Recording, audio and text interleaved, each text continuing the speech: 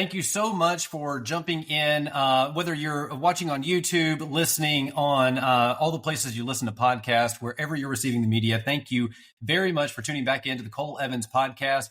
I have Bill Harper with me today. If you are on LinkedIn and TikTok specifically, if you are focused in all things in the marketing industry as I am, Bill Harper is not a new name to you. With over 21,000 followers on LinkedIn, that number seems to be growing by the day, and over 112, the last time I looked, 112,000 of your followers, if you will, Bill, are on TikTok.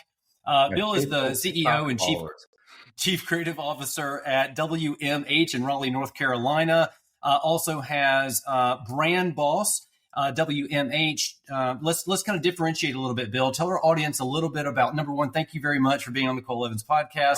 Tell our audience a little bit of the difference between WMH and Brand Boss. If they stalk you on LinkedIn, they're going to see that you get two different companies running now. Tell our audience a little bit about those. Yeah, so WMH is more of a traditional full service agency that focuses on businesses between 25 million and about $500 million. Okay. And Brand Boss was really a result of the emerging businesses under 25 million that were interested after I got on TikTok. And there was sort of a groundswell of, hey, can you work with us? Can you talk with us? Et cetera, that came from that. And Brand Boss was a business that we created that scaled down a bunch of those fundamentals that the larger organizations use to help those small companies accelerate their growth and to gain traction. So, Bill, how long have you been on TikTok? We just celebrated a year a couple of days ago.